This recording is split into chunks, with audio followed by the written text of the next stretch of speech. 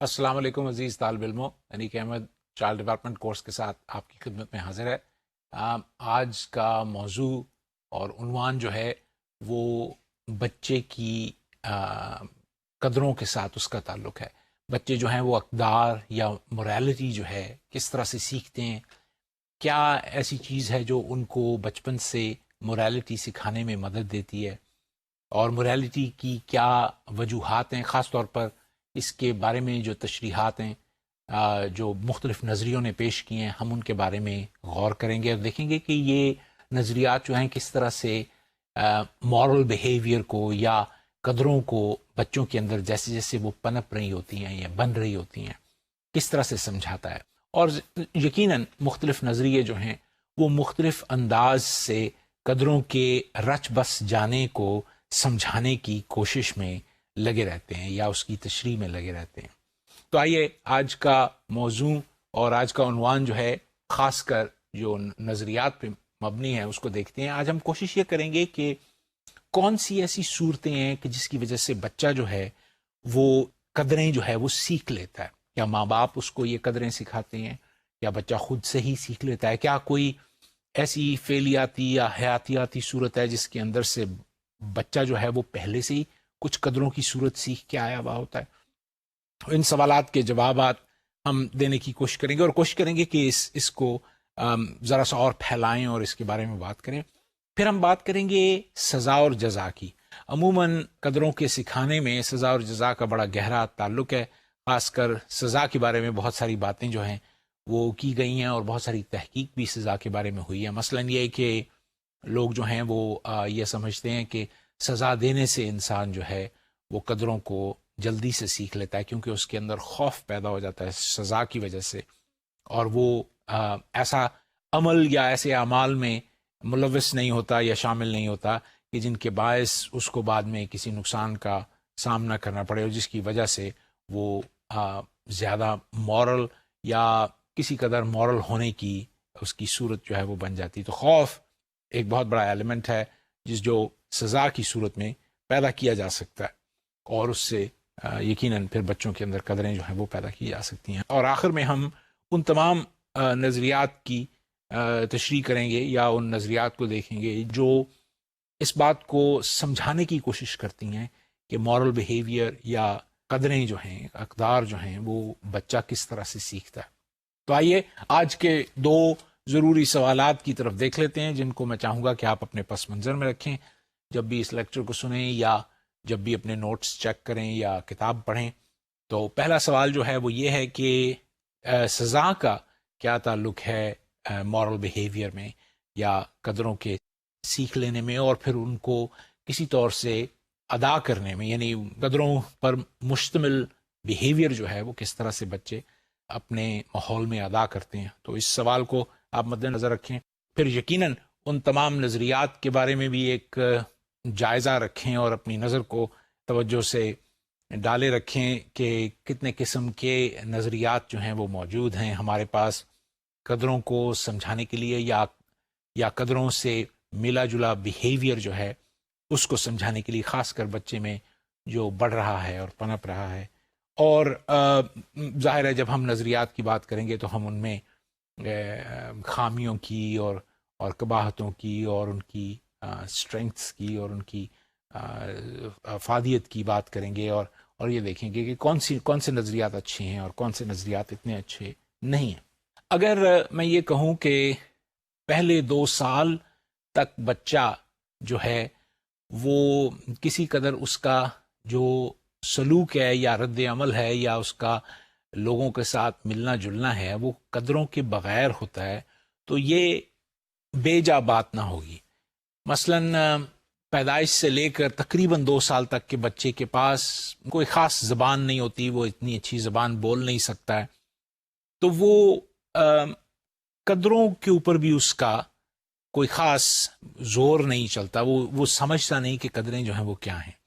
وہ یہ بھی نہیں سمجھتا اگر اس کو سزا مل رہی ہو کہ یہ سزا مجھے کیوں مل رہی ہے، اور سزا ملنے کے باوجود وہ اسی کام میں دوبارہ ملوث ہو جاتا ہے جس پر اس کو سزا ملی بھی ہوتی ہے۔ سو اس لیے اس کو احساس نہیں ہوتا کہ کون سی چیز اچھی ہے اور کون سی چیز بری ہے، اچھائی اور برائی کے درمیان جو فرق ہے وہ اس طرح سے نہیں بنا سکتا یا نہیں ہوتا اس کے اندر جیسے کہ ایک بالغ شخص میں ہوتا ہے. یقیناً جو بالغ شخص میں قدروں کی صورت ہوتی ہے اس کی وہ بالکل مختلف ہوتی ہے ایک بچے کی نسبت. سو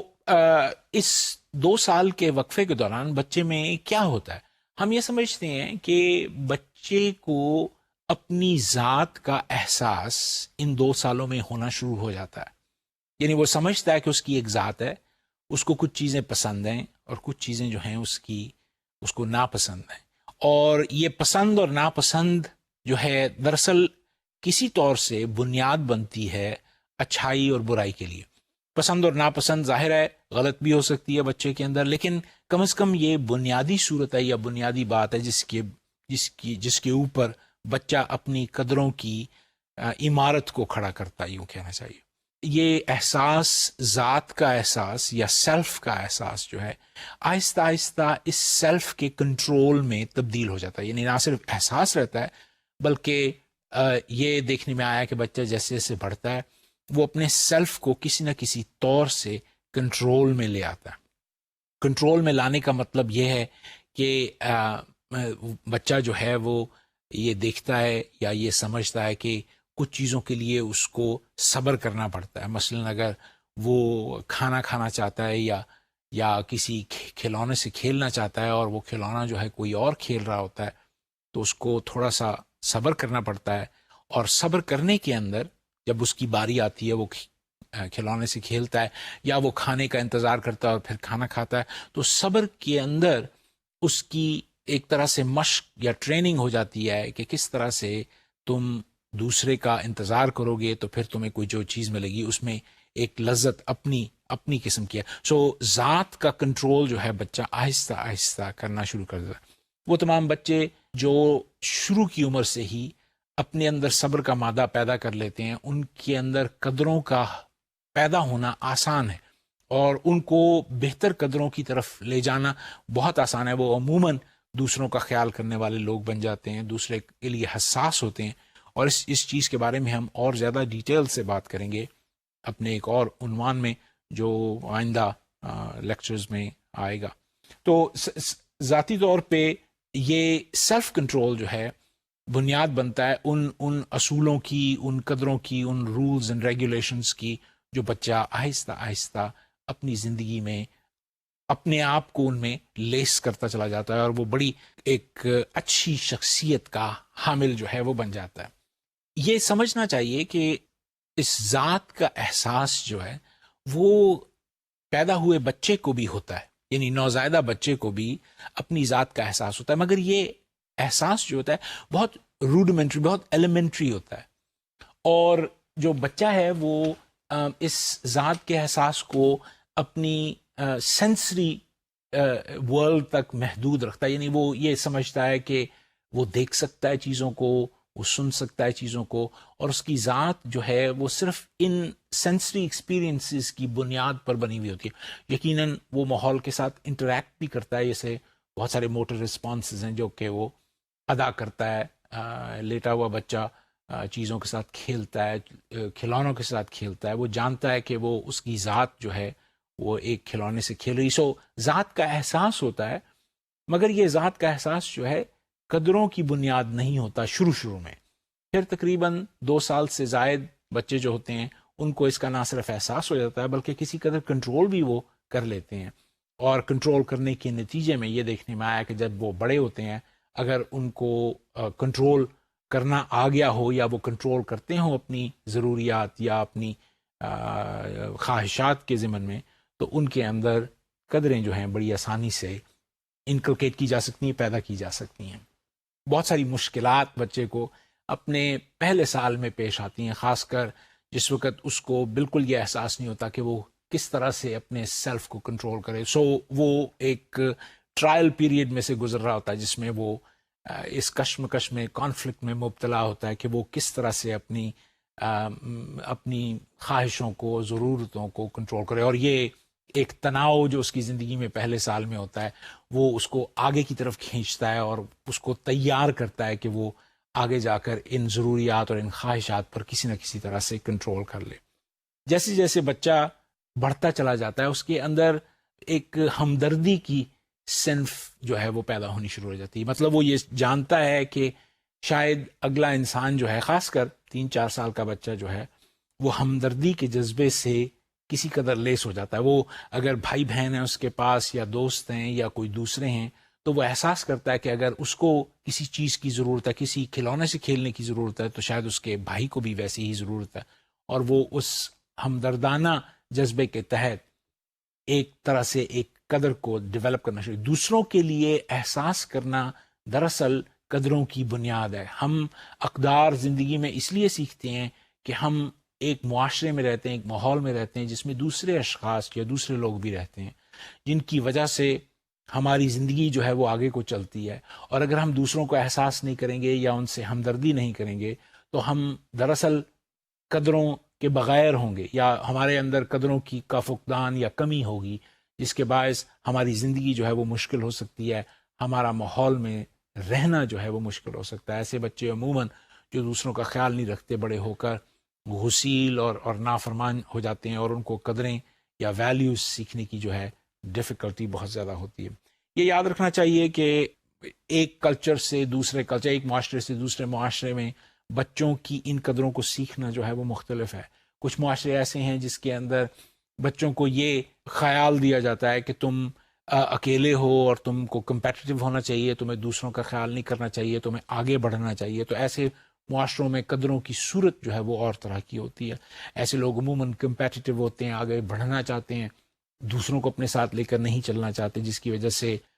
دوسرے لوگوں کے لیے احساس جو ہے وہ کم ہوتا ہے، اور ایمپتھی بھی ان لوگوں میں کم ہوتی ہے. لیکن اس کے برعکس اگر ایسے معاشروں کو دیکھا جائے جہاں پر لوگ گروہوں میں کام کرتے ہیں، ایک دوسرے کا خیال کرتے ہیں، تو وہاں پر جو چیز پیدا ہوتی ہے وہ دوسرے لوگوں کے لیے قدریں ہی قدریں ہیں. ہمارے مشرق کے ماحول میں یہ قدریں جو ہیں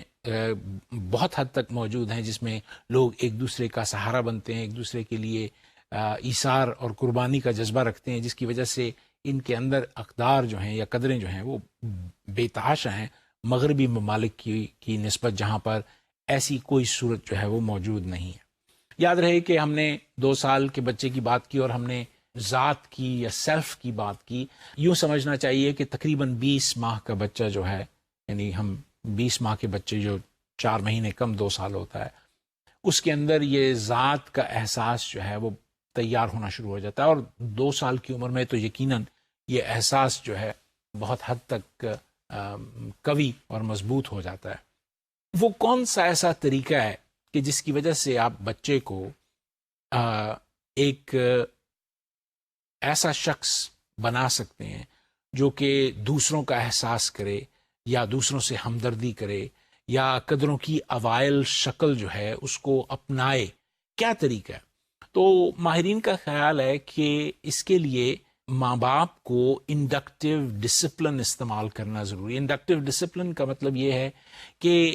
ایسی تنظیم، ایسا منظم یا ایسا عمل سیکھنا چاہیے بچوں کو، اور وہ ماں باپ اس کو سکھاتے ہیں،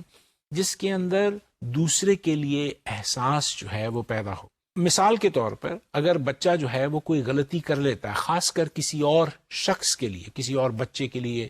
اپنے بہن یا بھائی کے لیے اس کے ضمن میں کوئی غلطی کر لیتا ہے، تو طریقہ یہ ہے ماں باپ کا کہ اس کو سمجھائیں کہ جو تم نے اس بچے کے ساتھ کیا ہے اس کی وجہ سے وہ تکلیف میں چلا گیا. اس کی تکلیف کا احساس بچے کو دلانا جو ہے وہ ضروری ہے. ایک بات. دوسری بات یہ ہے کہ جو تم نے کیا ہے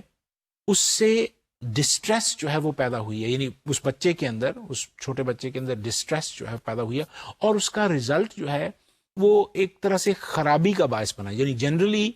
جو کیا ہے تم نے وہ ٹھیک. مثلا کھلونا چھین لینے پر اپنے بھائی سے عین ممکن ہے کہ بھائی کا ہاتھ زخمی ہو گیا ہو، یا اس کو خراش لگ گئی جس کی وجہ سے چوٹ لگی. یہ تو ایک خرابی کا باعث ہے جو کہ تم نے کیا.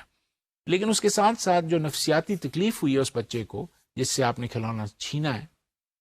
تو یہ آپ کو دراصل خیال کرنا چاہیے، کیونکہ آپ کے ساتھ بھی کوئی ایسے کر سکتا ہے، اور اگر آپ کے ساتھ یہ کرے گا کوئی،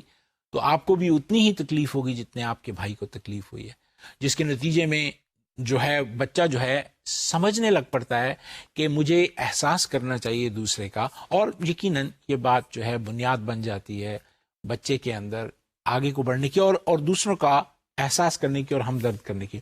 سو ہم اس کو ایمپتھی بیسڈ گلٹ کہتے ہیں، یعنی احساس جرم جو بچے میں پیدا ہوتا ہے کہ میں نے اچھا نہیں کیا.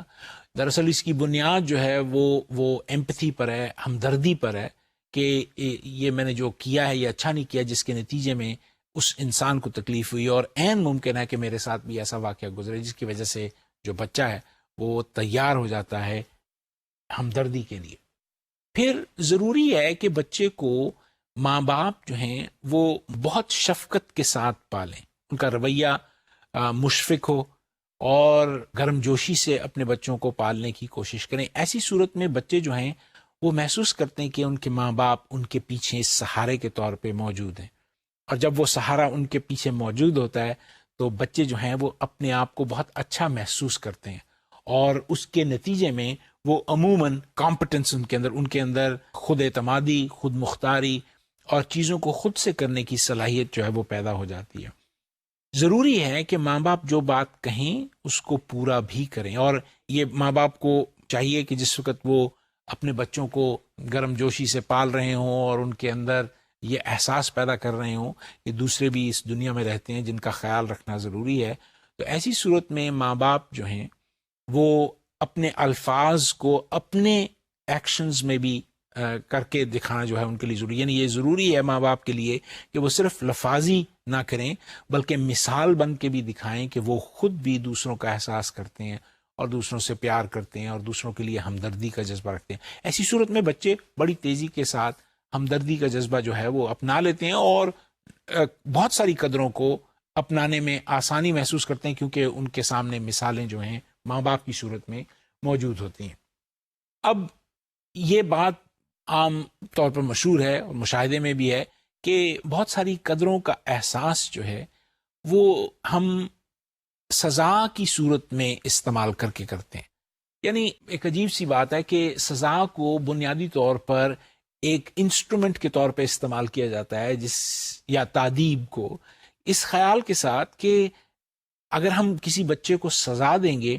تو اس کے اندر یہ شعور پیدا ہو جائے گا اور وہ آئندہ ایسی بات جو ہے وہ نہیں کرے گا. سزا باوجود اس کے کہ کچھ صورتوں میں کام کرتی ہے اور بن جاتی ہے اس کی کوئی صورت، لیکن سزا جنرلی بچوں کو اور کسی کو بھی بڑوں کو زیادہ فائدہ نہیں پہنچاتی. یہ احساس دینا کہ بچے جو ہیں وہ سزا کے ملنے سے قدروں کو سیکھ لیں گے، قدر غلط خیال ہے. یعنی یوں کہنا چاہیے کہ سزا جو ہے وہ دراصل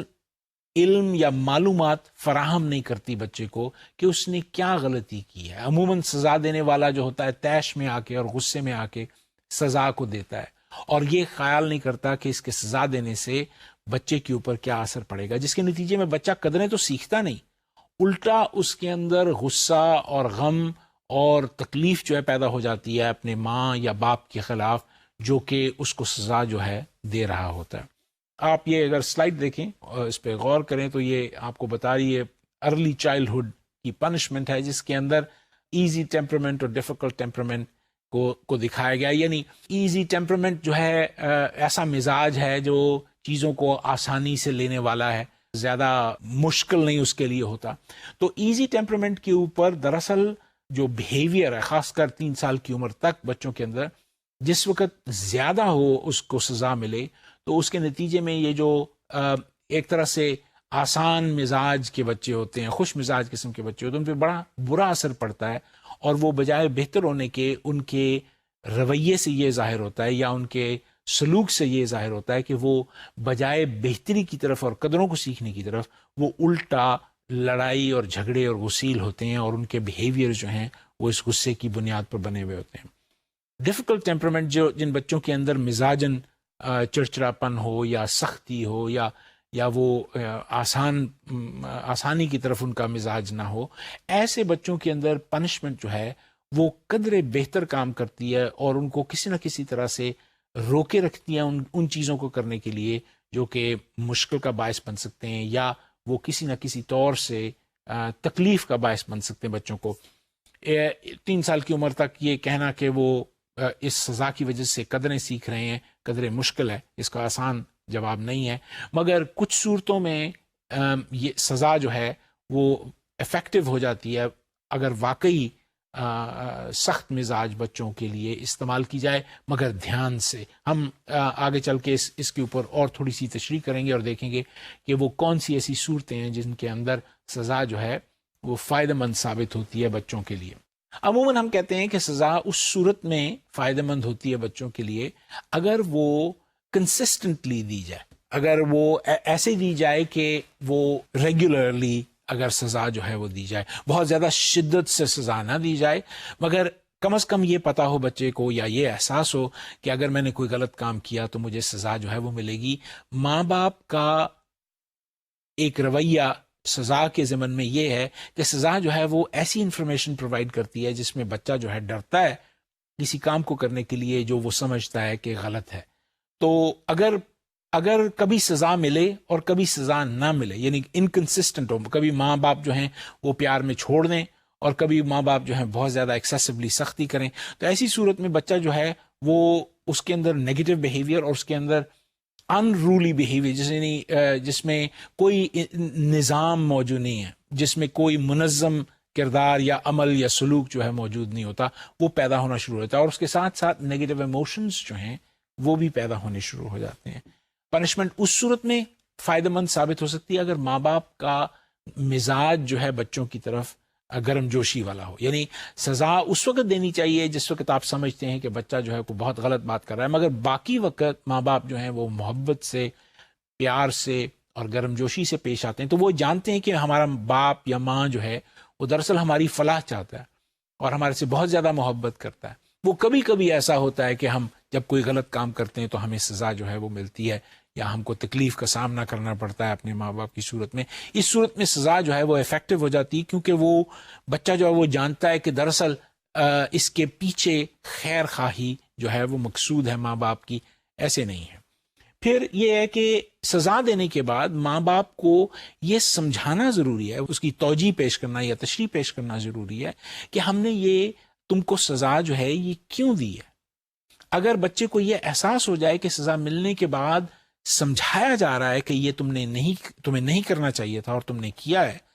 تو اس کی صورت میں جو بچہ ہے وہ سزا کو بہتر طور پہ سمجھ لیتا ہے اور عموماً ایسی چیزوں سے بچ نکلتا ہے جس کے اندر وہ اس کے پھنسنے کا امکان ہو یا اس کا غلط کام کرنے کا امکان ہو. سزا کی صورتیں یا کس طرح کی سزا دینی چاہیے، تو ایسی صورتوں میں عموماً کم سزا جو ہے وہ بہتر ہے. اگر کسی طور سے ماں باپ کو کسی غلطی پر بہت طیش یا غصہ آ گیا ہے تو بجائے اس کے کہ وہ اپنا غصہ یا طیش جو ہے بچے کے اوپر اتار دیں اور اس کو زد و کوب کریں، یعنی فزیکل کارپورل پنشمنٹ میں مبتلا کریں یا اس کو برا بھلا کہیں یا اس کو ناراض ہوں یا ڈانٹیں، تو ایسی صورت میں یا اس طرح کی صورت میں کوشش کرنی چاہیے کہ تھوڑا سا بڑوں کو صبر کا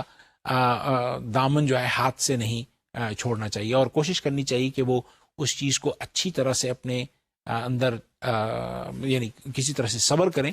اور ذرا سے وقت کا انتظار کریں تاکہ سزا جو ہے وہ مناسب طور پہ بچوں کو مل سکے. مثلا سزا کی صورت میں ایک سزا ایسی ہے کہ بچے کو بجائے مار پیٹ کے یا برا بھلا کہنے کے اس کو کمرے میں اگر بند کر دیا جائے یا اس کو ٹائم آؤٹ دے دیا جائے کہ تم اپنی فیوریٹ ایکٹیویٹی جو ہے وہ نہیں کر سکتے، جیسے ٹی وی دیکھ رہے ہو یا کسی کھلونے سے دیکھ رہے ہو، تو وہ آپ اس سے لے کر اسے کہیں کہ تھوڑی دیر کے لیے اب تمہیں احساس پیدا ہو تمہارے اندر. تو ٹائم آؤٹ ایک اچھا سزا کا طریقہ ہے جس کے اندر کوئی مشکل بات جو ہے ماں باپ نہیں کر رہے ہوتے، بچے کو غصہ نہیں ہو رہے ہوتے یا مار نہیں رہے ہوتے، مگر بچے کو احساس پیدا ہو رہا ہوتا ہے کہ اس نے کیا غلطی جو ہے وہ کی ہے. اسی طرح پریولیجز لے لینے سے، جیسے میں نے کہا کھلونا لے لینے سے یا ٹی وی نہ دیکھنے سے یا کھیل کے میدان میں سے نکال لینے کی صورت میں بچے جو ہیں احساس کرتے ہیں سزا کا اور اس طرح سے بپھرتے نہیں ہیں یا اس طرح سے تکلیف میں نہیں چلے جاتے اگر ان کے ساتھ یعنی ان کو زد و کوب یا بدسلوکی جو ہے وہ کی جائے. اور پھر یقیناً پازیٹیو ڈسپلن جو ہے، ڈسپلن یعنی کسی بھی انسان کے اندر اس کو منظم کرنا یا اس کو ایک خاص قسم کی تنظیم سے ہرکنار کرنے کے لیے مثبت قدموں کا اٹھانا جو ہے وہ ضروری ہے. یہ ڈسپلن جو ہے عموماً ان صورتوں میں پیدا ہوتا ہے جب سزا کی ضرورت نہیں ہوتی. عام زندگی روزمرہ کی گفتگو کے اندر وہ مثالیں یا وہ کہانیاں یا وہ کہاوتیں ماں باپ اپنے بچوں کو بتاتے رہتے ہیں، جن کی وجہ سے وہ مثبت تنظیم جو ہے بچوں کے اندر یا وہ ڈسپلن جو ہے خود بخود پیدا ہوتا ہے. مثلا مشکل مقام کے اوپر کسی بڑے بوڑھے کی کہانی کہ اس نے کیا کیا اور جس کے نتیجے میں کیا ہوا ایکچولی سرو کرتا ہے این ایگزامپل، اور ایک مثال کی طور پہ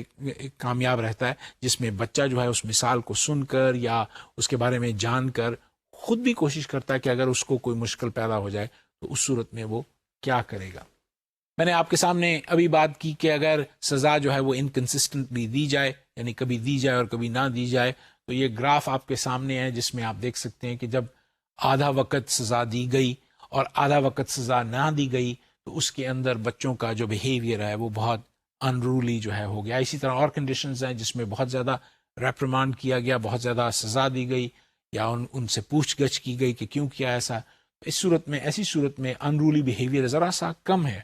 اور آدھا وقت ریپریمانڈ کیا گیا اور آدھا وقت اگنور کیا گیا، نگلیکٹ کیا گیا، تو ایسی صورت میں بھی جو انرولی بیہیویئر جو ہے وہ کم ہے. تو یاد رکھیے کہ انرولی بیہیویئر یا غیر منظم بیہیویئر جو قدروں سے بالکل پاک ہو اور بالکل کوئی قدریں جو ہیں بچہ جو ہے اپنا نہ رہا اس کردار کے اندر، یہ بڑھتا ہے اس صورت میں اگر پنشمنٹ جو ہے وہ انکنسسٹنٹ ہو. ظاہر ہے ہم نے پازیٹیو ڈسپلن کی بات کی، جس کے اندر یہ ضروری ہے کہ بڑوں میں اور بچوں میں ایک میوچول انڈرسٹینڈنگ جو ہے، ایک ایسا رشتہ قائم ہونا چاہیے جس کے اندر بچے جو ہیں بڑوں کا ادب کر سکیں اور ان کی بات کو غور سے سن سکیں اور ان کی بات کو کسی طور سے مان سکیں. یہ بات جو ہے پازیٹیو ڈسپلن میں بڑی ضروری ہے. عموماً ماں باپ جو ہیں وہ بچوں کو وقت سے پہلے اگر چیزیں بتائیں، مثلا اگر کسی چیز کا اندیشہ ہے کہ بچے جو ہیں وہ کوئی ایسا قدم اٹھا سکتے ہیں جو کہ خطرے کا باعث ہو سکتا ہے، تو اگر پہلے سے تیاری ہو یا پہلے سے ان کو انفارم کر دیا جائے تو عموماً یہ پازیٹیو ڈسپلن کا حصہ. مثلا کوئی ایسی جگہ جہاں حادثے کے ممکنات، تو بچے کو آپ سوئمنگ کے لیے لے گئے سوئمنگ پول کے اندر، اور امکان ہے وہ عمر اس کی چھوٹی ہے اور امکان ہے کہ وہ بچہ جو ہے وہ پانی میں چھلانگ لگا دے گا بغیر سپرویژن کے یا اس کو چوٹ لگ سکتی ہے کسی طور سے. تو وقت سے پہلے اگر اس کو سمجھا دیا جائے کہ ہم تم کو لے کے جا رہے ہیں سوئمنگ کے لیے اور تم وہاں تیرو گے اور تمہیں بہت لطف آئے گا تیرنے کا، لیکن اس کا یہ مطلب نہیں ہے کہ تم جو ہے احتیاط نہ کرو، یا کیونکہ اس میں حادثات کا امکان ہے، تمہیں چوٹ لگ سکتی ہے، تمہیں تکلیف ہو سکتی ہے، تم کسی اور کے لیے چوٹ کا باعث بن سکتے ہو. تو اگر پہلے سے یہ بات بنا دی جائے تو بچہ جو ہے وہ اس کو سیکھ لیتا ہے. عموماً بچہ جب کوئی ایسا عمل کر کے دکھاتا ہے جس کے اندر اس کا بیہیویئر جو ہے وہ میچور ہے، وہ یہ دیکھتا ہے کہ وہ ویسے بیہیو کر رہا ہے جیسے میچور ہے، تو ماں باپ کو چاہیے کہ اس کی ستائش کریں، اس کو کہیں کہ تم نے بہت اچھا کیا، جس کی وجہ سے وہ پازیٹیو بیہیویئر ڈسپلن کی صورت میں اس کے اندر اور زیادہ بڑھ جاتا ہے. یہ دیکھنے میں آیا ہے گراف اگر آپ دیکھیں کہ عموماً ماں باپ جو ہیں وہ بچوں کو زد و کوب یا مارتے ہیں. ہمارے معاشرے میں بھی ماں باپ جو ہیں بچوں کو مارتے ہیں، اور مغربی ممالک میں بھی بچوں کو مارا جاتا ہے. اب مغربی ممالک میں اتنا زیادہ مارا نہیں جاتا کیونکہ وہاں کے بہت سارے جو ماہرین ہیں انہوں نے کہا ہے کہ مارنے سے یا سزا دینے سے کوئی فرق نہیں پڑتا. طریقہ کار یہ ہے کہ اس کو کسی طرح سے گائیڈ کیا جائے، بچے کو گائیڈ کیا جائے تاکہ وہ اپنی مشکل میں سے یا اپنے ایسے بیہیویئر میں سے نکل جائے جس کی وجہ سے اس کو سزا مل رہی ہے. اگر آپ اس گراف کو غور سے دیکھیں تو آپ کو یہ پتہ چلے گا کہ تقریباً 3 اور 4 سال کی عمر میں سب سے زیادہ جسمانی سزا جو ہے وہ بچوں کو دی جاتی ہے، اور پھر یہ سزا آہستہ آہستہ کم ہوتی 16-17 سال کی عمر میں بالکل نہ ہونے کے برابر ہوتی ہے. ماں باپ جو ہیں وہ اپنے ایڈلٹ بچوں کو بالکل نہیں مارتے یا ان کے ساتھ زبان سے بات کرتے ہیں اور ان کو کوئی جسمانی سزا جو ہے وہ بالکل نہیں دیتے. سو ایج آف دا چائلڈ اس کے اوپر ڈپینڈ کرتا ہے کہ اس کو کتنی سزا جو ہے یا کس طرح کی سزا جو ہے وہ مل رہی ہے. 3-4 سال کا بچہ عموماً ایسے وقت میں سے گزر رہا ہوتا ہے جس میں اس کو بہت ساری چیزوں کا احساس نہیں ہوتا، بہت سارے احکامات جو ماں باپ دے رہے ہوتے ہیں ان کا اس کو پتہ نہیں ہوتا یا ان کو وہ مانتا نہیں ہے، اور وہ اس لیے نہیں مانتا کہ وہ ماننا نہیں چاہتا، بلکہ وہ اس کو یہ احساس نہیں ہوتا کہ ان احکامات کی وجہ سے اس کی زندگی یا اس کی اس کے جو اطوار ہیں یا اس کا سلوک جو ہے دوسروں کے ساتھ وہ بہتر ہو سکتا ہے، اور وہ ایکچولی ماحول میں بہتر طور پہ سروائیو کر سکتا ہے. چونکہ اس کا احساس نہیں ہوتا، اس لیے ماں باپ جو ہیں اس فزیکل پنشمنٹ میں مبتلا ہو جاتے ہیں، اور 3-4 سال کے بچوں کو عموماً سب سے زیادہ فزیکل پنشمنٹ ملتی ہے باقی ایجز کی نسبت. اب ہم نے کلچرز کی بات کی، اور بہت سارے کلچرز کے اندر سزا کی یہ صورت جو ہے یہ مختلف ہے. نہ صرف سزا یعنی سزا کی صورت مختلف معاشروں میں اور مختلف کلچرز میں ڈفرینٹ ہے، بلکہ ایک ہی کلچر میں 2 نسلوں کے اندر سزا کی صورت جو ہے وہ مختلف ہو سکتی ہے. مثلا اگر آپ امریکہ میں رہتے ہوں اور آپ وہاں پر سیاہ فام لوگوں کو دیکھیں اور دیکھیں کہ وہ اپنے بچوں کو کس طرح سے ان کے ساتھ کیسا برتاؤ یا سلوک کرتے ہیں اور کس طرح کی سزا دیتے ہیں، اور پھر اس کا مقابلہ کریں سفید فام لوگوں کے ساتھ کہ وہ اپنے بچوں کے ساتھ کیسا سلوک اور کیسا برتاؤ کرتے ہیں، تو آپ کو یہ پتہ چلے گا کہ سیاہ فام لوگ جو ہیں باوجود اس کے کہ وہ فزیکل پنشمنٹ جو ہے دیتے ہیں، کوئی اس میں شبہ نہیں ہے، مگر عموماً اس فزیکل پنشمنٹ کے اندر بہت زیادہ شدت جو ہے وہ نہیں ہوتی. عموماً سیاہ فام ماں باپ جو ہیں وہ بچوں کو سزا دینے کے بعد کسی نہ کسی طور سے ان کے ساتھ محبت اور گرم جوشی سے پیش آتے ہیں، جس کی وجہ سے بچوں کو سہارا ملتا ہے کہ ماں باپ ان کو چھوڑ کے نہیں گئے ہیں، بلکہ سزا کی وجہ جو ہے وہ محض ہماری ٹریننگ ہے، ہمیں بہتر قدروں کو سکھانے کی صورت ہے.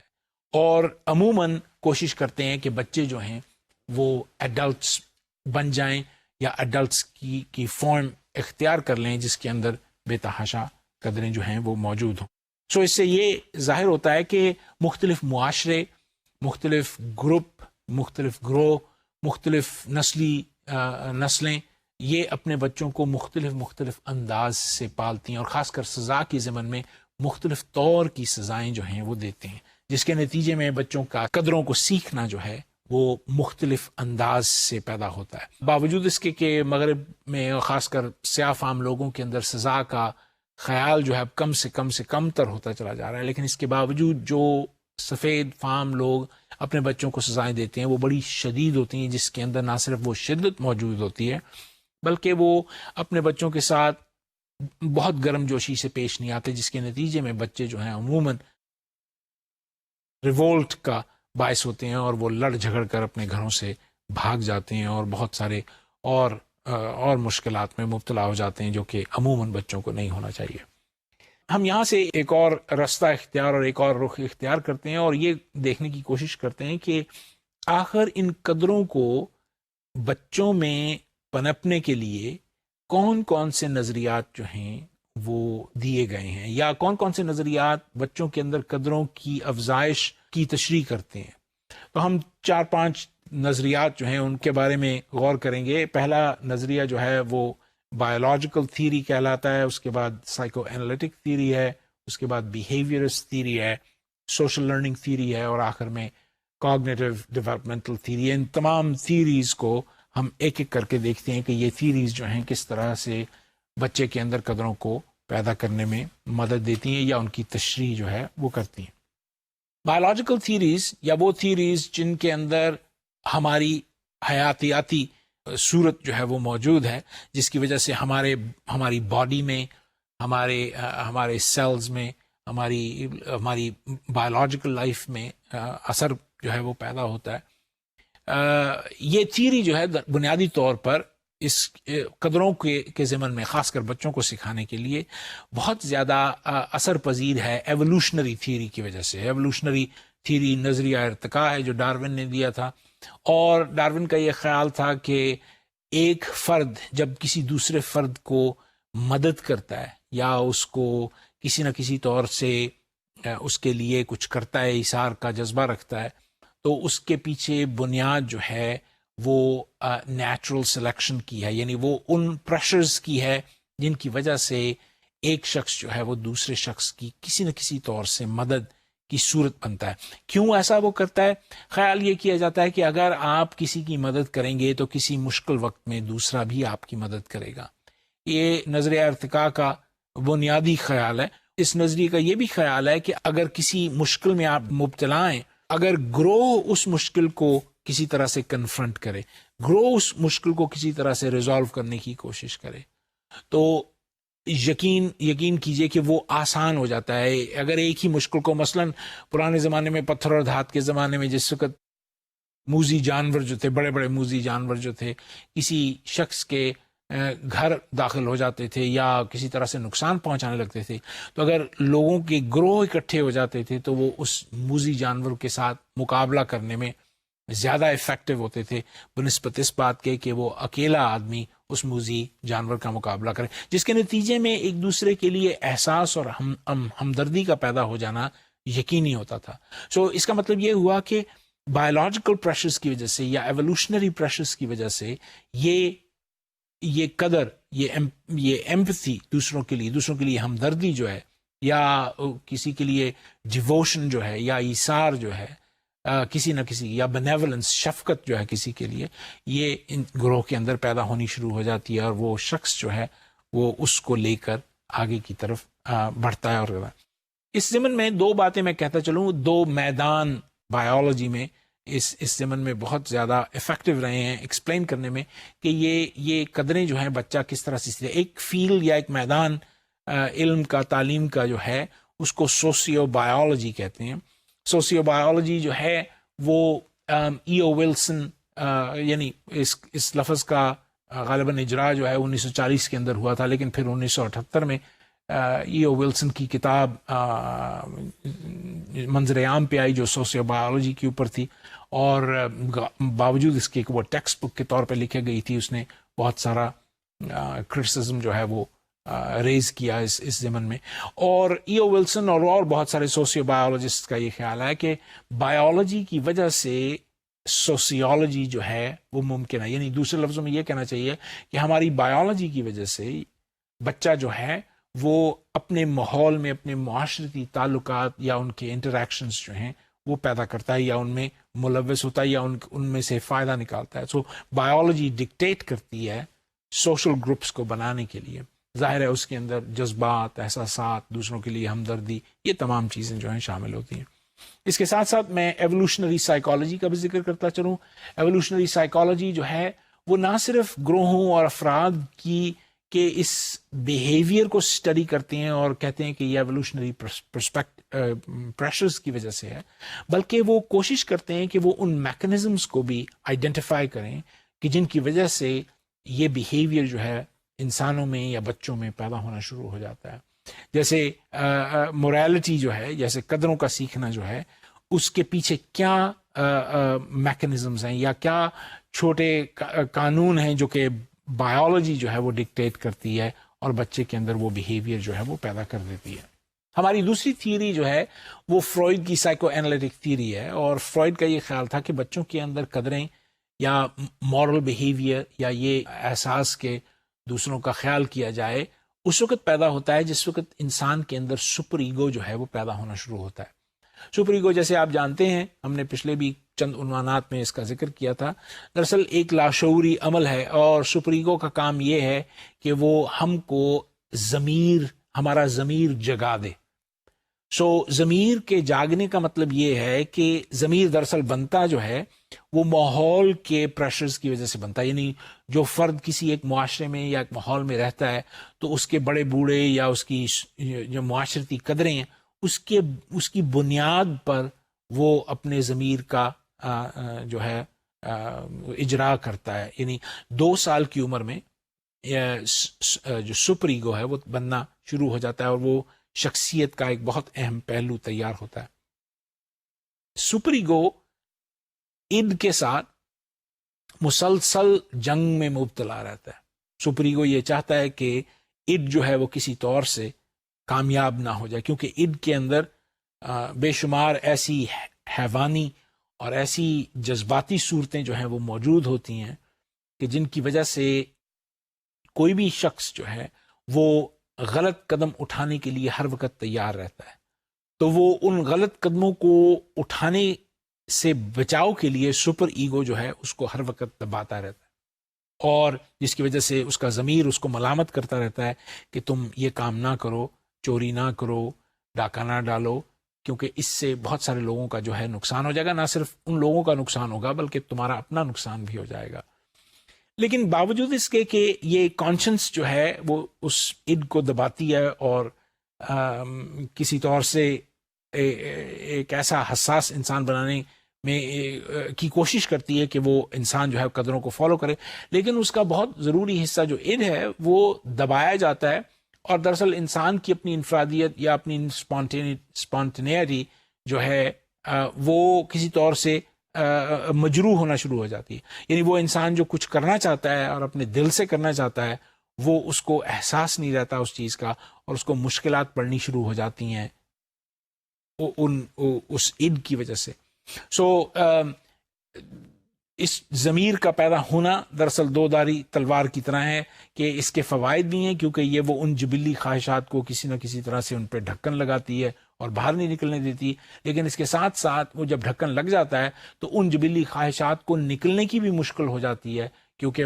انسان جو ہے وہ زیادہ مورلسٹک یا ایکسیسولی مورلسٹک ہو جاتا ہے، اور اس کے لیے بہت سارے میکنزمز جو ہیں فرائڈ نے آؤٹ لائن کیے ہیں، جس کے اندر وہ کوپنگ میکنزمز کا بتاتا ہے، اور اس کی تشریح جو ہے ہم پچھلے اپنے عنوانات میں کرتے رہے ہیں. اس کے بعد بیہیویئرسٹ تھیوری ہے. بیہیویئرسٹ کا یہ خیال ہے کہ دراصل انسان قدریں سزا اور جزا کی صورت میں اختیار کرتا ہے یا سیکھتا ہے. وہ تمام چیزیں جن کے اوپر جزا دی گئی ہو، یعنی ان کو کسی نہ کسی قسم کا انعام ملا ہو، تو ایسے بیہیویئر جو ہیں بڑھتے چلے جاتے ہیں، اور جن چیزوں کے اوپر سزا دی گئی ہو ایسے بیہیویئرز یا ایسے اعمال جو ہیں وہ کم ہوتے چلے جاتے ہیں. عموماً وہ تمام اعمال جو کسی نہ کسی طور سے ماحول میں دوسرے افراد کے ساتھ تعلق رکھتے ہیں ان کو بڑھایا جاتا ہے ریوارڈز دے کے، یا ان کو ری انفورس کیا جاتا ہے کسی نہ کسی انعام یا جزا کی صورت میں. جب ایسا ہوتا ہے تو انسان جو ہیں وہ دوسروں کے ساتھ بہتر سلوک کرتے ہیں، کیونکہ وہ یہ جانتے ہیں کہ کسی نہ کسی طرح سے یہ ہم کو جزا جو ہے اس کی ملے گی، اس کا ہمیں کوئی فائدہ جو ہے ملے گا. نہ صرف یہ بلکہ دوسرے لوگوں کا بھی فائدہ ہو جائے گا، جس کے نتیجے میں ہم بہتر قدریں جو ہیں وہ سیکھ لیں گے. سو بیہیویئرسٹ تھیوری کا سارا کنسنٹریشن لرننگ کے اوپر ہے، اور لرننگ کی بنیاد جو ہے وہ اس کے کانسیکوینسز پہ ہے، یعنی ری انفورسمنٹ کی صورت میں اور پنشمنٹ کی صورت میں. اس کے بعد جو تھیوری ہم پیش کر رہے ہیں وہ سوشل لرننگ تھیوری ہے، جو کہ ایلبرٹ بینڈورا نے پیش کی اس خیال کے پیش نظر کہ ہم بچوں کے اندر یا انسانوں کے اندر قدریں جو ہیں وہ یا مورل بیہیویئر جو ہے وہ دراصل نقل سے پیدا ہوتا ہے. کسی فرد کو آپ جب دیکھتے ہیں کچھ اچھا کام کرتے ہوئے تو آپ کے اندر بھی وہ صلاحیت یا وہ خیال یا وہ بیہیویئر پیدا ہونا شروع ہو جاتا ہے، کیونکہ آپ اس کے بیہیویئر کو امیٹیٹ کرتے ہیں، اس کی نقل جو ہے وہ کرتے ہیں یا ماڈل کرتے ہیں. تو وہ ماڈل بیہیویئر جو ہے وہ بنیاد بنتا ہے قدروں کی. اور لیکن بینڈورا کا یہ خیال تھا کہ انسان کی قدریں جو ہیں یا اس کا ایسا رویہ یا سلوک یا بیہیویئر یا رد عمل جو ہے وہ دراصل کسی بھی ماحول میں سچویشن کا مرہون منت ہوتا ہے، کہ سچویشن جو ڈکٹیٹ کر رہی ہے اس کے مطابق آپ کا مورل بیہیویئر ہوتا ہے. عموماً انسان جو ہے وہ قدریں سیکھ کر کسی نہ کسی خیال کے ساتھ زندگی میں ٹھہرا ہوا ہوتا ہے، کہ مثلا بچہ جو ہے 4-5 سال کی عمر میں وہ یہ سیکھ لیتا ہے کہ مجھے چوری نہیں کرنی چاہیے، لیکن پھر اس کے سامنے جب ایک سچویشن آتی ہے اس کے ماحول کے اندر تو وہ چوری کرنے پہ مجبور ہو جاتا ہے اور وہ چوری کر لیتا ہے. بعد میں وہ اپنے آپ کو برا بھلا کہتا ہے کہ میں نے یہ کیوں کیا. ایک صورت. دوسری صورت یہ ہوتی ہے کہ وہ کوئی نہ کوئی بہانہ تلاش کر لیتا ہے کہ اوہو میں نے یہ کیا اس لیے تھا کیونکہ اس کے اندر مجھ سے یہ اس کی صورت جو تھی وہ اس طرح کی تھی، یعنی میں نے چوری اس لیے کی کیونکہ میرا جو دوست تھا وہ گھر آیا ہوا تھا. مثلا فرض محال اگر اس کی مثال دی جائے کہ یہ کہا گیا ہے کہ تم نے جو کینڈیز ہیں جو کچن میں پڑی ہوئی ہیں ان کو چرانا نہیں ہے، جب کھانا کھا لو گے اور اماں اجازت دیں گی تو پھر تم وہ کینڈی جو ہے وہ کھا سکتے ہو. لیکن وہ کینڈی جو ہے وہ بغیر کھانے کے بچہ جو ہے وہ اپنے نعمت خانے سے یا باورچی خانے سے نکال کر کھا جاتا ہے. اور غالباً اپنے دوست کو بھی کھلا دیتا ہے جو اس کے ساتھ اسکول سے آیا ہوا ہوتا ہے. تو جس وقت اس کو پوچھا جاتا ہے کہ تم جانتے ہو کہ چوری کرنا بری بات ہے اور تمہیں سمجھایا گیا تھا کہ تم نے ایسا نہیں کرنا، تو تم نے ایسا کیوں کیا ہے؟ تو وہ پھر اس کی جو توجیہ یا اس کی ایکسپلینیشن دیتا ہے وہ یہ دیتا ہے کہ دراصل میں نے چوری کرنے کا میرا کوئی ارادہ نہیں تھا، لیکن چونکہ میرا دوست میرے ساتھ آیا ہوا تھا اس لیے اس کو کچھ کینڈی جو ہے وہ پیش کرنی جو تھی وہ ضروری تھی. تو اس صورت سے وہ اپنی ایگو کو بچا لیتا ہے، یعنی وہ اپنی ذات کو تکلیف میں مبتلا ہونے سے، کیونکہ وہ جانتا ہے کہ اس نے غلط کام کیا، اور نہ صرف وہ اس غلط کام کو ایکسیپٹ کر لیتا ہے بلکہ وہ کہتا ہے کہ اس کی جو ذات یا سیلف ہے وہ ہرٹ نہیں ہوتی اس بات سے. اور دوئم جو سب سے بڑی بات ہوتی ہے وہ یہ ہے کہ وہ جو ایکٹ ہے وہ اس کے لیے پیلیٹیبل ہو جاتا ہے، اس کو ہضم کرنا اس کے لیے آسان ہو جاتا ہے، اور وہ بڑی آسانی کے ساتھ اس جرم میں سے نکل پڑتا ہے. اگر ایسا نہ ہو سکے تو انسان جو ہے وہ اپنی ذات کو اپنے احساس جرم میں مبتلا رہتا ہے، سیلف کنٹمپٹ میں مبتلا رہتا ہے، جس کی بہت بھیانک صورتیں جو ہیں وہ پیدا ہو جاتی ہیں. اس لیے گناہ کرنے کے بعد جو توجیہ پیش کی جاتی ہے اس کے اندر انسان پھنسنے کے بعد کوئی نہ کوئی توجیہ جو ہے وہ پیش کرتا ہے. میں آپ کے سامنے 2-3 مثالیں جو ہیں وہ دوں گا اس بات کو اور زیادہ کھول کے بیان کرنے کے لیے، یہ اس خیال کے ساتھ کہ یہ مثالیں جو ہیں آپ کو فائدہ دے سکتی ہیں. مثلا عموماً مورل جسٹیفیکیشن کے اندر جو لوگ ہیں ان کو یہ سکھایا جاتا ہے کہ چوری نہ کرو، کسی کو مارو نہیں، کسی کے ساتھ جھوٹ نہ بولو. اگر یہ مورل کوڈز ہیں فار ایگزامپل، تو ان مورل کوڈز کے خلاف اگر کوئی کام کر دیں، وہ انسان کہتا ہے کہ میں نے چوری اس لیے کی کیونکہ میری جو بیوی تھی وہ بیمار تھی اور دوائی کی سخت ضرورت تھی، اور میں نے فارمیسی سے جا کے وہ دوائی چرا لی. اب ظاہر ہے یہ بڑا مشکل مسئلہ، یہ ایک ڈیلیما ہے جس کے اندر آپ بیٹھ کے یہ سوچتے ہیں کہ یہ جو میں نے دوائی چرائی ہے اس کا ایک اچھا مثبت پہلو بھی ہے کہ میری بیوی کی جو جان ہے وہ بچ گئی. تو وہ یہ چرانے کا عمل جو ہے یہ کسی نہ کسی طرح سے پیلیٹیبل ہو جاتا ہے، اس کی جسٹیفیکیشن جو ہے انسان دیتا ہے. کسی کو مارنا نہیں چاہیے لیکن میں نے ایک انسان کو مار دیا کیونکہ وہ ظالم تھا، اور ظالم کو مارنا جو ہے وہ ٹھیک بات ہے. سو اگر ظالم کو مار دیا تو پھر اس کے نتیجے میں جو صورت بنی وہ یہ تھی کہ آپ کے پاس ایک جسٹیفیکیشن ہے کہ آپ کہہ سکتے ہیں کہ میں نے مارنا بری بات ہے لیکن مارنے کی وجہ سے میں نے ایک ظالم کو اس دنیا صفحہ ہستی سے مٹا دیا. کسی کے ساتھ جھوٹ نہ بولو، میں نے اس لیے جھوٹ بولا کہ اس کی جان بچ جائے گی. سو آپ جسٹیفائی کرتے ہیں کہ میں نے جھوٹ ایک خاص مخصوص انداز سے بولا کہ کسی کی جان جو ہے وہ بچ جائے. اسی طرح اور مثالیں جو ہیں وہ موجود ہیں جو کہ آپ غور کر سکتے ہیں. یہ اگلی سلائیڈز میں یوفیمسٹک لیبلنگ ہے، ایڈوانٹیجز کمپیریزن ہے، اور اس میں دیگر اور مثالیں جو ہیں وہ موجود ہیں. ان کو ایک ایک نظر دیکھ لیجئے اور آپ کو یہ مثالیں جو ہیں وہ فائدے یا کام میں آئیں گی یہ جاننے کے لیے. اس کے بعد 2 تھیوریز جو بہت ضروری ہیں اس مورل بیہیویئر کو سمجھانے میں. ایک پیاژے کی تھیوری ہے. پیاژے کی تھیوری جو ہے وہ یہ سجیسٹ کرتی ہے یا وہ یہ کہتی ہے کہ بچہ جو ہے وہ شروع میں اوائل میں وہ مورل بیہیویئر سیکھتا ہے یا اس کے اندر وہ بیہیویئر جو ہے پنپتا ہے جو اس کے ماں باپ اس کو سکھاتے ہیں. اور یہ بیہیویئر عموماً وہ اندھا دھند مان لیتا ہے، یعنی ماں باپ جو بھی اس کو مورل بیہیویئر سکھانے کی صورت میں پیش کرتے ہیں اس کو وہ ویسے ہی ایکسیپٹ کر لیتا ہے اور اس کے اوپر چلتا ہے. لیکن آہستہ آہستہ، اور یہ زیادہ تر بات جو ہے مغربی ممالک میں ہے، بچہ جو ہے اپنے مورل بیہیویئر جو ہیں بنانے شروع کرتا ہے اور اپنے مورل کوڈز اور ایتھیکل کوڈز جو ہیں ان کو تشکیل دیتا ہے. عموماً یہ کوڈز جو ہیں اپنے ماں باپ کے سکھائے ہوئے کوڈز پر مبنی ہوتے ہیں، مگر چونکہ وقت اور زمانہ اور حالات بدل گئے ہوتے ہیں اس لیے وہ کوڈز جو ہوتے ہیں قدرے مختلف ہوتے ہیں اپنے ماں باپ کی صورت میں. یہ کوڈز جو ہیں جو ماں باپ سکھاتے ہیں ان کو ہیٹرونامس کوڈز کہتے ہیں، اور جو کوڈز وہ خود سے تیار کرتا ہے بچہ اور سیکھتا ہے اور ان پہ کار بند رہتا ہے ان کو اٹانومس. اور یہ ٹرانزیشن بچپن کی لائف سے ایڈلٹ لائف کی طرف بڑھتا ہے، جس کے اندر ایڈولسنٹ جو بلوغت میں داخل ہونے والے بچے ہیں وہ ایک قسم کے کوڈ سے نکل کر دوسری طرح کے کوڈز میں داخل ہو جاتے ہیں. عموماً یہ دیکھنے میں آیا ہے کہ خاص کر کولبرگ کی جو تھیوری ہے اس کے ضمن میں کہ بچے جو ہیں وہ 3 طرح کے مورل کوڈز میں سے گزرتے ہیں.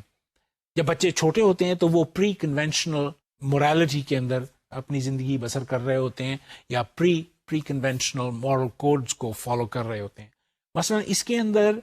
سزا اور اوبیڈینس، فرما برداری جو ہے اس کو پہلی سٹیج میں یہ ہے کہ ماں باپ جو ہیں وہ سزا دیتے ہیں، بچے خوف کے مارے فرما بردار رہتے ہیں، جس کی وجہ سے بچے جو ہیں وہ مورل یا مورالٹی جو ہے اس کو سیکھ لیتے ہیں. پھر اس کے بعد اس سیکنڈ سٹیج کے اندر سزا کی صورت وہ جو فی الحال پری کنونشنلی ہوتی ہے، اس کی نوعیت جو ہے وہ انسٹرومنٹل ہو جاتی ہے یا انسٹرومنٹل پرپس ہو جاتا ہے اس کا، کہ اگر اچھا کرو گے تو اچھے نتائج نکلیں گے، برا کرو گے تو برے نتائج نکلیں گے. لیکن بچے کو یہ سینس نہیں ہوتی کہ وہ یہ ایسا کیوں کر رہا ہے.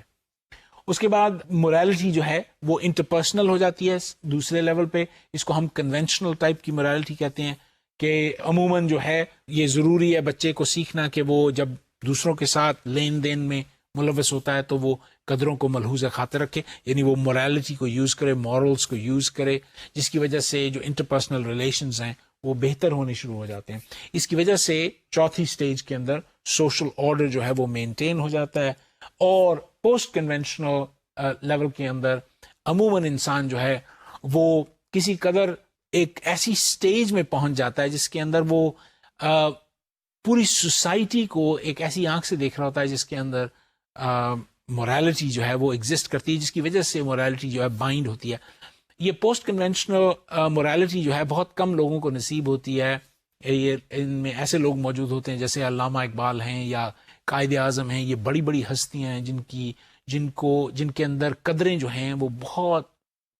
گہرائی کے ساتھ بنی ہوتی. وہ قدروں کو اتنی گہرائی سے مانتے ہیں کہ عام آدمی وہاں تک نہیں پہنچ سکتا. ہمارے جیسے لوگ جو ہوتے ہیں وہ ان قدروں کو پوری طرح سے نہیں سمجھ پاتے یا نہیں کر پاتے. اور اس کے بعد ظاہر ہے آخری سٹیج میں، چھٹی سٹیج میں یونیورسل ایتھیکل پرنسپل جو ہے وہ تیار ہوتا چلا جاتا ہے. کولبرگ کا یہ خیال تھا کہ بچے جو ہیں ان کی اورینٹیشن جو ہے ان قدروں کو سیکھنے میں عموماً رائٹس اور جسٹس کی اورینٹیشن جو ہے وہ ڈیولپ کرتے ہیں. اور گلگن کا یہ خیال تھا کہ یہ ساری کی ساری جو مورالٹی ہے جو کہ کولبرگ نے بیان کی، یہ لڑکوں کو یا مردوں کو دیکھ کر بنائی گئی ہے اور عورتوں کو اس میں شامل نہیں کیا گیا. تو اس نے تھوڑی سی تبدیلی اس خیال میں پیدا کی اور کہا ہے کہ دراصل ایتھیکل کوڈز جو ہیں وہ دوسروں کو مدد کرنے سے بھی بنتے ہیں. یہ اس کے اندر کیئرنگ فار دی ادرز جو ہے اس کی اورینٹیشن جو ہے وہ شامل ہے. دونوں سیکسز جو ہیں دونوں قسم کی اورینٹیشنز استعمال کرتے ہیں، لیکن جو فیمیلز ہیں وہ عموماً زیادہ کیئرنگ کی طرف توجہ دیتی ہیں. اور عموماً جتنا زور لڑکیوں پہ دیا جاتا ہے کیئر گیورز کی طرف سے، نگہداشت کرنے والوں کی طرف سے، کہ جتنا رچ ایکسپیرینس ان کو دیا جاتا ہے انٹرپرسنل ریلیشن شپ میں، لڑکوں کو نہیں دیا جاتا، جس کے نتیجے میں لڑکیاں جو ہیں ان کے ایتھکس یا ان کے مورل کوڈز جو ہوتے ہیں وہ لوگوں کے ساتھ سلوک پر مبنی ہوتے ہیں. آئیے آج کے عنوان کی سمری کر دیں. ہم نے بنیادی طور پر بات کی مورل بیہیویئر کے اوپر، یعنی قدروں کے اوپر اور ایسے رویے کے اوپر، ایسے سلوک کے اوپر جو کہ بچہ جیسے جیسے گرو کرتا ہے سیکھتا ہے کہ وہ دوسروں کا احساس کرے، ان کے اندر کسی قدر ہمدردی کا جذبہ پیدا ہو. وہ کوشش کرتا ہے اپنے بڑے بوڑھوں کو دیکھ کر کہ وہ ماڈل بیہیویئر پریزنٹ کرتے ہیں، مثالی کردار جو ہے وہ اس کو دکھاتے ہیں، جس کی وجہ سے جو بچہ ہے اس کے اندر بھی ویسے مثالی کردار جو ہیں وہ پیدا ہونے شروع ہو جاتے ہیں. ہم نے یہ دیکھا کہ پنشمنٹ جو ہے اس کا کیا تعلق ہے قدروں کے ساتھ یا قدروں کے سیکھنے کے ساتھ، اور یہ دیکھا کہ اس کے فوائد اور نقصانات جو ہیں وہ کیا ہیں. اور آخر میں ہم نے چند 5-6 تھیریز جو ہیں وہ ان کے اوپر ان کا جائزہ لیا کہ وہ کس طرح سے تشریح کرتی ہیں مورل بیہیویئر کو بچوں کے اندر جیسے وہ بڑھ رہے ہوں یا پنپ رہے ہوں. تو اس کے ساتھ ہم آج کا عنوان جو ہے ختم کیے دیتے ہیں. ایک اور عنوان کے ساتھ آپ کے ساتھ پھر شامل حال ہو جائیں گے. تب تک کے لیے مجھے اجازت دیجیے. اللہ حافظ.